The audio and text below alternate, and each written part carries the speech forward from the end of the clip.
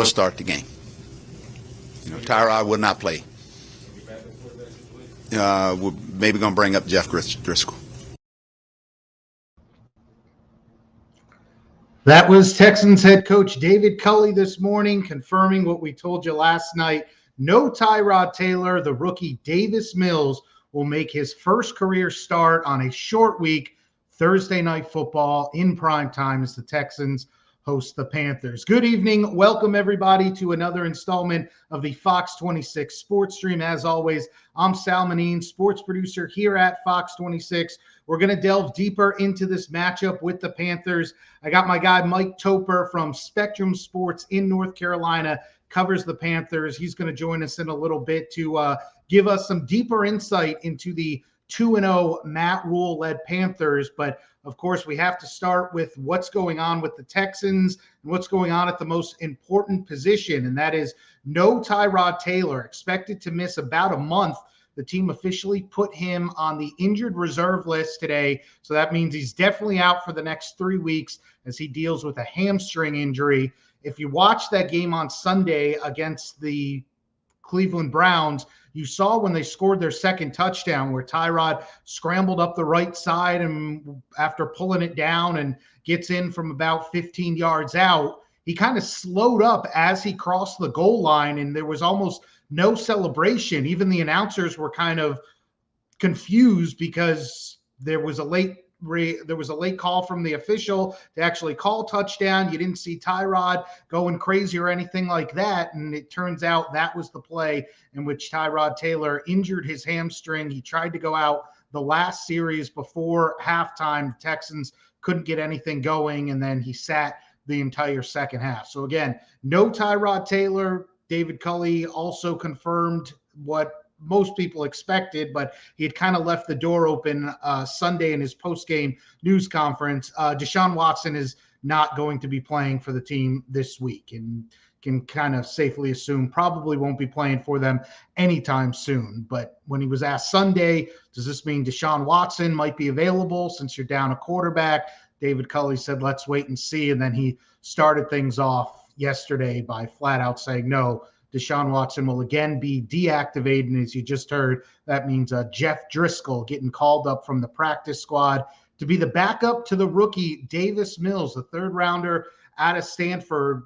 Looked shaky his first two series when he got thrust into action against Cleveland, but then settled down and actually got things moving for the Texans and was able to convert 3 huge third downs on his scoring drive that he ultimately finished with his first career touchdown to Brandon Cooks on a quick little wide receiver screen right at the goal line, but it ended up not being enough as the Texans fell by 10. They're saying all the right things up at NRG about they have full confidence in Davis Mills. And again, they had all training camp to possibly look at some other veteran to carry on the roster or to bring in, and they opted to go with Davis Mills as the backup quarterback. The coaching staff likes what he brings to the table. Obviously, it hasn't been lights out, oh my gosh, drop everything you're doing, look what this rookie's doing. But there's really no rookie quarterbacks who do that. Look at the top 2 picks in this year's draft. Trevor Lawrence and Zach Wilson both have 5 interceptions through their first 2 games and very much look like rookies. So the fact that Davis Mills was able to rebound after turning it over on his second series in the second half against Cleveland and then got the Texans back to within 3, and who knows if they had caught a couple more breaks, if maybe they make that even more of a game. But they were 2 touchdown dogs, ended up only losing by 10, but it was actually a lot closer if you watched the entirety of the game. Let's get some more from head coach David Culley and how he and the entire team is dealing with Davis Mills being named the starter on a short week as they get ready for the Panthers Thursday night. He's ready. I mean, he is ready. I mean, you know, he's been exactly what you want your backup quarterback to be. And when he went in the game this past week, it had nothing to do with, other than the one time that they got him on a blitz. I mean, he executed very well. He was sharp. He did exactly what we needed to do, even in the run game. And I just think he'll be a lot more comfortable now simply because he has been out there. He had some tough moments during the preseason where he came back and showed that he had some maturity about him, a lot more maturity than you would probably see in a rookie. He's never, ever gotten flustered. I've gotten more flustered than he has during the ball game. And I just really like his maturity and feel comfortable going in the game. And that's what has been the feather in his cap for Davis Mills is, yes, he has looked like a rookie. It's not like he's gone out there and just dropped the hammer on teams. But again, rookie quarterbacks don't typically do that. Peyton Manning struggled as a rookie. Tom Brady didn't even play as a rookie. Troy Aikman went, 0-15 or 1-15 his first season as a rookie. So it's to be expected. But what the coaches like from Davis Mills is, yeah, he may turn the ball over, make a bad read, miss a throw, but he bounces back. And again, if you were watching the game on Sunday against the Browns, you're going, all right, he missed that long bomb to Brandon Cooks where it looked like they got a bit crossed up as far as throw to the corner, throw to the middle of the field, and obviously then had the turnover, but he was able to bounce back and led them on a long scoring drive, was converting some tough third downs, and the team very much believes that they lost that game just as much as the Cleveland Browns won it on Sunday. So now it's a short week, and they're going up against a Panthers team that, while they are 2-0, it's not like they beat the Bucs and the Chiefs or something like that. They played a depleted Saints team. Remember, the Saints had a COVID outbreak, so they had a number of players and coaches who were either unavailable or were unable to help and participate in the traditional build-up and practice preparations and the lead up to that game. And then they beat the Jets, who might be the worst team in the league this year. So that's what's staring Davis Mills and company in the face as they get ready for the Panthers on Thursday. We'll get more into that matchup in a little bit. Like I said, we got Mike Topper from Spectrum Sports in North Carolina, covers the Panthers. He's going to join us. But I did want to touch on one other thing from that game on Sunday, and it was really eye-opening if you're a Texans fan, when there was an instance in the first half where Texans get backed up. They end up they take a penalty and then end up having a loss of downs, and so they're facing 3rd and long. I believe it was 3rd and 15. They go to a screen pass, pick up 13 yards, so it's 4th and 2 in Cleveland territory, but still outside of field goal range. And David Culley, after a penalty against the Browns for a false start, or for offsides, meaning a 5-yard penalty, he elects to decline the penalty. And if you're watching, you're thinking, all right, he said he's going to be aggressive. He wants to be aggressive on 4th down. We've seen that at times in just the preseason alone. So he's declining it because the Texans are going to go for it on 4th and 2, but then they end up punting. Whereas if you take the penalty, the very least you have 3rd and long, and you give your offense another chance that if they can get 10, 12 yards, they can pick up the 1st down. So that's where you're going as a Texans fan. What's going on? This is a rookie head coach. This isn't very good if he can't understand the notion of why would you decline a free play, a free chance to do what you had just done, picked up 10, 12 yards, and if you're not going to go for it on 4th and short. After the game, David Culley was like, I got to look at the tape. I got to see. And then after doing that, this was the response he gave to reporters on Monday when asked about that kind of head-scratching call when they elected to punt on 4th down rather than get another chance at 3rd and long. If I had it to do over again, I would have taken the penalty. And I tell you, as I thought about it, it was more out of a frustration than anything. And kind of this is what happened is we were 2nd and 7. We get a false start. I think it was Titus had a false start. And then we go to 2nd and 12. Then the very next play, we lose 3 yards. We lose 3 yards on it. So now we're 2nd and, I don't know what it was. I put it 2nd and 12. And we lose 3, so it's 15. And then when we got the penalty, the first thing that went through my mind was, and I was a little frustrated at that time because I was thinking field position. I did not want to do anything to hurt us. And then, because Cam, as a punter, we had the ball right there about the 49-yard line. I figured that, he's been very, very good at being able to pin them back. And I was thinking that, but again, that was just out of frustration on my part because of the series that we were having at that time. But no, if I had that to do over again, I would take the penalty and give our offense a chance to get the first down, which is what I should have done.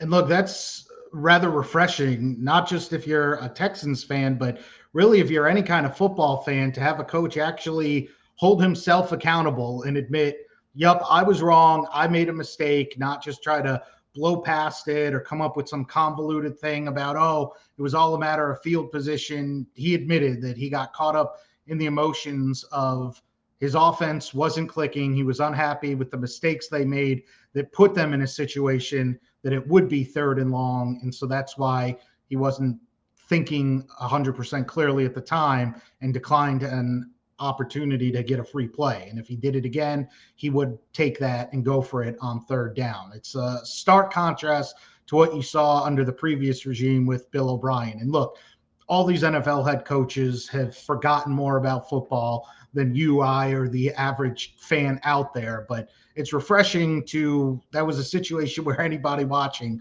would go, all right, you're either going for it on 4th and short, or you're taking the free play, the chance to do it over again on 3rd and long and try to convert. And so for a coach to just admit, yep, I screwed that one up, I should have done it the other way, it was nice to hear. And look, so far through one preseason and 2 regular season games, that was really the only blemish on David Culley so far as a head coach. Obviously, his staff, this entire organization has a ways to go to get to where they want to be, eventually back in the playoffs and contending for a Super Bowl. But so far, he has impressed as a head coach. And for a guy who's been around the game forever, was never a coordinator, and was not a guy who was on seemingly anybody's short list as a head coaching candidate, he was one of those names that coming into the year, a lot of people around the league were kind of puzzled about and going, well, is he really the guy?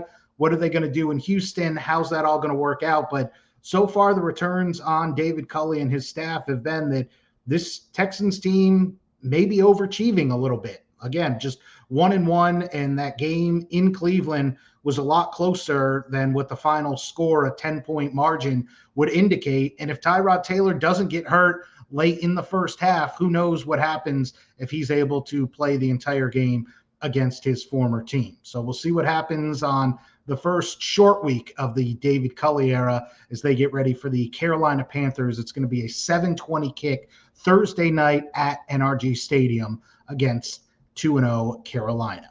We knew we were going to surprise people, so we're going to continue doing that and, bring more respect to this team. All right, let's delve deeper into the Carolina Panthers and this Thursday night matchup against the Texans with somebody who knows them a lot better than I do. They call him by many names. I call him Mike Topper from Spectrum Sports in North Carolina. How you doing, my man? Sal, you old carpetbagger. I'm outstanding. The Panthers off to a nice start here. People in the Tar Heel State feeling pretty good about it. So what's not to like, man? Let's start with that nice start. 2-0, obviously much better than the alternative, but it's not like they're playing, the 85 Bears or something out there. What do you make of this start that the Panthers have gotten off to? Yeah, I mean, again, the perspective or the positive would be, hey, you can only play who's in front of you, right? So 2-0, pretty good. But you're right. They did beat the New York Jets, and they beat a depleted New Orleans Saints team who were missing a number of coaches and a number of players due to COVID-19 protocols. They've also played both of their games this season at home. So this will be the first time going on the road Thursday night. We're going to find out a little more about what they're all about. But yeah, it's been a little bit of fool's gold so far. And unfortunately, I mean, what's going on with Houston. After that, they've got the Cowboys. It might be a little bit until we really figure out just who the Panthers are. And you could really say the same thing for the new man under center for the Panthers. It's kind of been a quarterback odyssey the last few years. Sam Darnold's the guy right now. He's looked a lot better than we saw the end of his Jets tenure. What's been the impressions of Sam Darnold, who's still very young, but so far is starting to show glimpses of why at one point he was a high draft pick? Yeah, I mean, Darnold has been solid. He's done what they've asked him to do. So far through 2 games this season, he's got a near 69% completion percentage. That's obviously nice. 2 touchdowns and just 1 pick. The big thing from him is that the Panthers want to make sure he stayed protected, right? They wanted to keep him upright, not scrambling for his life. And so far, they've been able to do that. A couple sacks early on, but they really weren't on him. It was kind of some busted plays. So they like what they've gotten out of him. And he's found a connection with some of his wide receivers. Robbie Moore presents a deep threat as well as DJ Moore, or Robbie Anderson, I should say, along with DJ Moore. They provide a deep ball threat that the Panthers have been desperately looking for. And Darnold is building a rapport and feeling more comfortable with those guys. Against the Saints on Sunday, he targeted DJ Moore 11 times, who finished with 79 yards and 2 touchdowns. So they've been helping him out too as he starts to progress. And again, when you get those wins, Sal, that only builds your confidence. And I talked about the offensive line. They did have 1 injury at left guard on Sunday. Dennis Daly came in. He's going to start at left guard on Thursday. But so far, they've been able to give him some time in the pocket, and he's looked good. He's done what they've asked him to do. And I'm sure it doesn't hurt that he has one of, if not the best all-around back in football in that backfield in Christian McCaffrey. It doesn't hurt. What is it that allows him to be so successful in this system under Matt Rule? And if you're the Texans or anybody, how do you go about trying to slow down a guy like McCaffrey, who you're never really going to truly stop? Yeah, I don't think I'm telling any tales out of school, Sal, that the Texans are going to have to zero in on Christian McCaffrey. And all I can say is I'm glad that, or you should be glad, I guess, or maybe not so happy that they're seeing him in week 3, because with the amount of touches and usage that he gets, I'm not super sure how sustainable that is over 17 games. I mean, through the first 2 games of the season, he's seen 59 touches, rushing for 170 yards. He's got 154 receptions, receiving yards, I should say. But he is their utility weapon. They will pound the ball with him, get him in the flat, get him in the screen game, and get him the ball. And it's simply because they give him time. He's a shifty guy. You can't, he's able to move through you sometimes as well as he is around you. And so he's a tough guy to stop, and he's a little bit fresher. Remember, he missed much of last season due to an injury. So he came back healthy in the offseason. He's been healthy this year, obviously, but it starts and ends with him. Now you're going to see Chuba Hubbard, the backup running back, for a few series on Thursday night. But with McCaffrey, I mean, they just play to his strengths, and that's where the coaching staff has gone. And it's obviously proven very effective so far. I know the fantasy owners like him a lot. I am one of those fantasy owners. I'm not going to. Oh, you don't say. Yeah. Held my breath a little when he went back to the locker room briefly in that game Sunday. You bring that up. He missed 2 series against the Saints due to cramping issues. Head coach Matt Rule on Monday said, no problems, no concerns. He will be a full go against the Texans Thursday. I want to transition to the other side of the ball, and that defense. Again, it's been a banged up Saints and Jets team, but they've still looked very good and vastly improved over the last couple years. And they're going to be going up against a rookie quarterback in Davis Mills on Thursday night. Just what is Mills and the Texans offense in for, and what has allowed this Panthers D to be so successful early on in 2021? What are they in for? Pain. I mean, I think it's going to be tough. You mentioned it. Rookie quarterback. That offensive line, no disrespect to Houston, but this is a team that has grown together. A lot of these guys came in together. Now, they got a lot of youth on the defensive side, but you can't argue with the results. They lead the NFL in a number of categories, including fewest points allowed, fewest yards allowed. They've got 10 sacks this season, 21 quarterback hits. They are wreaking havoc. Now, again, as you mentioned, Sal, against, let's face it, the Jets and a very depleted New Orleans team. But again, they're producing results. Brian Burns has been a guy that's been outstanding from the defensive end position. They think they may have found something at the other DM position, and Morgan Fox coming in. Linebacker Hassan Reddick, he's got 3 sacks this season. They've been very solid in not only getting to the quarterback and creating pressure, but making people uncomfortable. Again, Alvin Kamara, he was playing on Sunday. He was limited to under 10 yards rushing. He had just 25 receiving yards. You know what kind of threat Kamara is for the Saints offense, and they were able to hold him in check.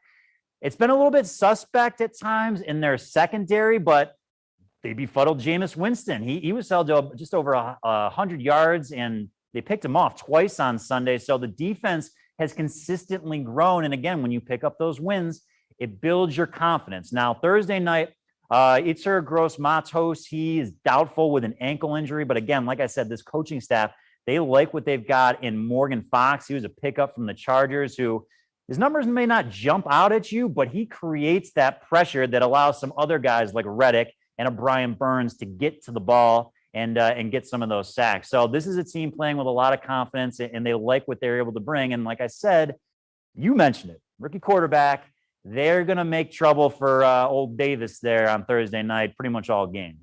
Yeah, and you mentioned the 2 interceptions, one of them from that first-round pick, J.C. Horn, showing you why he was so highly touted coming into the draft.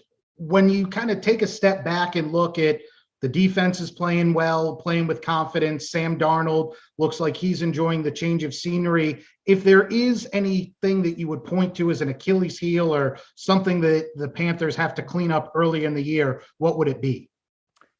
It's not sexy, Sal, but when we talk to coaches, what do they say? 3 phases: offense, defense, special teams.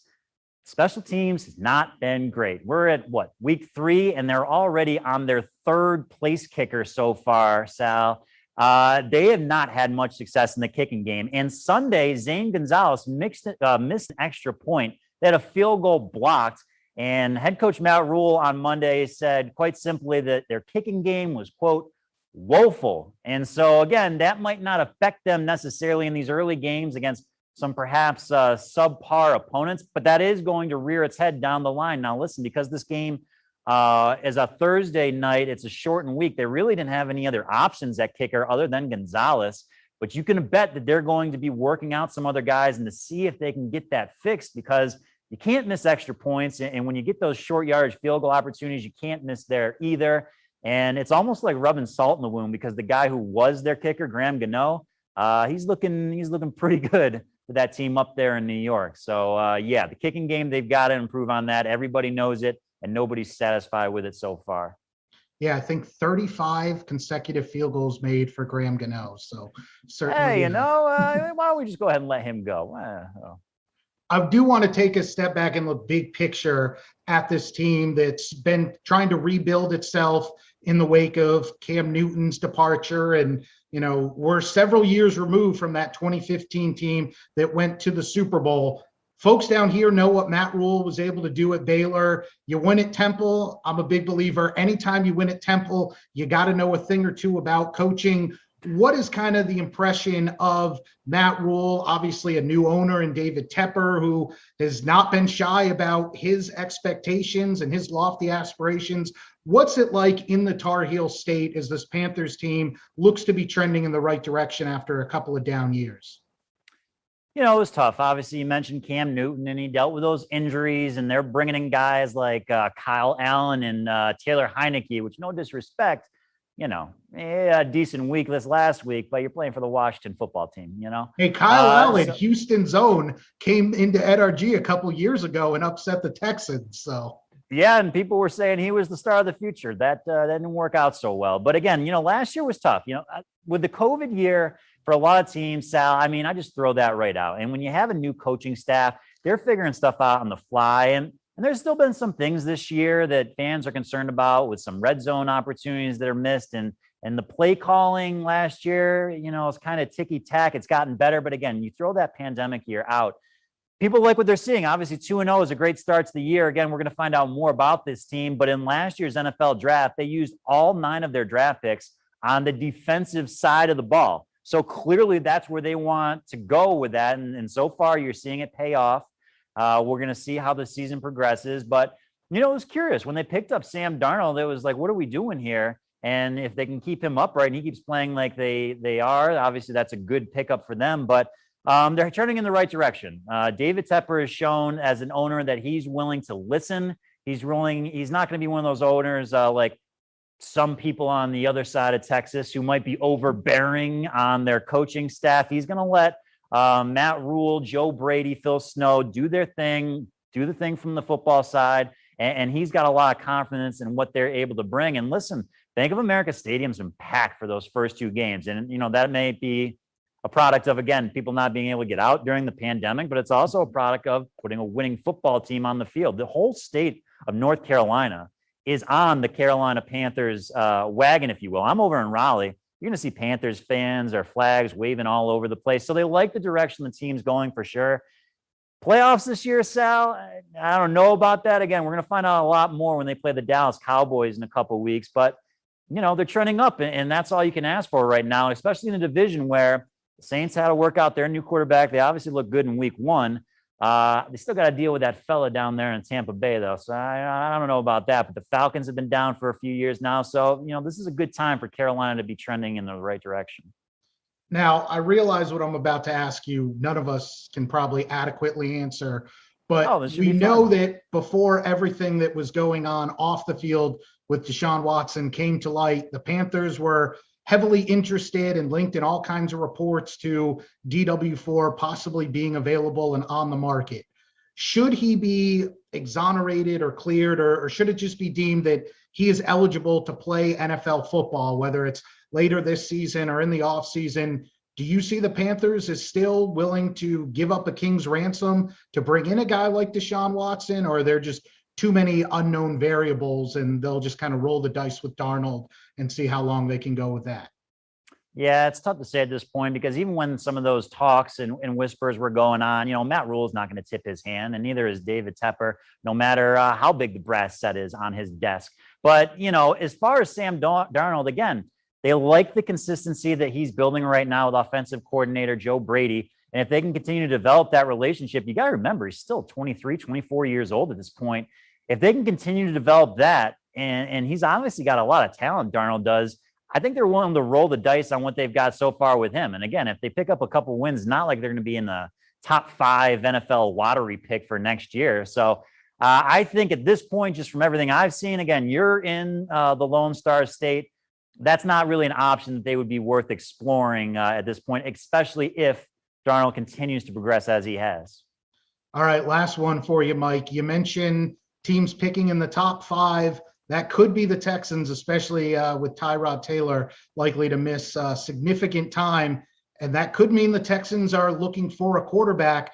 There's a pretty good one right in your backyard in the Triangle area at UNC. What have been your impressions of Sam Howell, and do you think his game translates to the next level? Sam Howell, quite frankly, is a stud. And when you're around athletes and quarterbacks, you kind of, they present a face, they present kind of what they want to present to you, right? And so you kind of say, oh, what's really going on behind the scenes? What's really the deal? This dude, he stays like this. He's level-headed. He is humble. He's confident. He believes in his abilities and his coaching staff and his receivers, but he's a humble guy. But he is absolutely a stud, Sal. This past weekend against UVA, this was a big-time 7:30 matchup. UVA had a lot to prove. They'd beaten UNC four times in a row. UNC came out, put up 700 yards of offense. And Sam Howell, they found something in this ground game this year. 2 weeks in a row now against Georgia State and UVA. He's rushed for over 100 yards and thrown for over 300 yards. He's just the second quarterback in a Power 5 conference since 2004 to do that. The other guy was Lamar Jackson. He ain't Lamar Jackson, but he's just incredible. He's able to read defenses. The thing that's impressed me most in his junior season is how he is able to be at the line of scrimmage and know what he's looking at, because this guy's been a starter since day one when he came in his freshman year, but he's continually gotten better. He's able to air the ball out. He makes good decisions. He's able to make plays with his feet, which, again, we have seen. He rushed for 112 yards against the Cavaliers. I mean, to be honest with you, though, you probably could have rushed for at least 50 against them on Saturday night, but still, you got to run the ball. And he did that. So any team that gets him, there was some Heisman hype with him coming into the season. I think there still is a little bit. That loss to Virginia Tech in week 1 kind of quieted down some of the noise, but he's overall just solid, and he wants what's best, not just for himself. It's always about the team. It's always about the win. So whatever team drafts him, and, when you go through that interview process, he's a dude that impresses you with his demeanor and just with his football intelligence. And he's obviously a huge reason why UNC is ranked in the top 25 right now. It'll be interesting to see how it plays out. It'll be interesting to see what happens on a short week at NRG Stadium. Mike, you don't want to make a bet on this game, right? Panthers, Texans. You don't want to lay any money on this, right? You can't do that. We just get paid to watch and report. I think, especially with the rookie quarterback, I'm staying far away from this one. All right, fair Mike, enough, fair enough. It's been great catching up with you. You can follow him on Twitter. Again, he covers the Panthers and all things Carolina sports for Spectrum Sports out there in North Carolina. Mike Toper, take it easy, my man. Sal, good to see you. You look handsome, my man. You look great. I try. We're all just trying to catch up to you, man. Yeah, it's always good to showcase our talents in front of everybody because like we all see what's going on in the media. A lot of people don't think we're a good football team, but everyone inside this building know that we're a great football team, and we get a chance to showcase that Thursday night.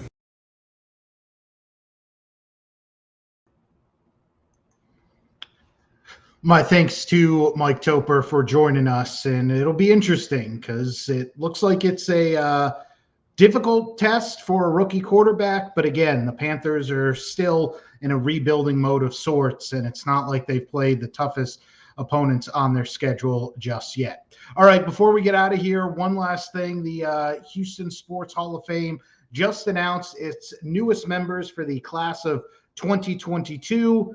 And if you watch sports, especially in the 90s and early 2000s, and you can think of some 22s, as in jersey number 22s off the top of your head, then you might recognize these names. The newest members of the Houston Sports Hall of Fame, the Rocket Roger Clemens, Clyde Drexler, and former Comets champ Cheryl Swoops, all will be enshrined next year. Here's what they had to say about receiving this honor in their hometown or adopted hometown.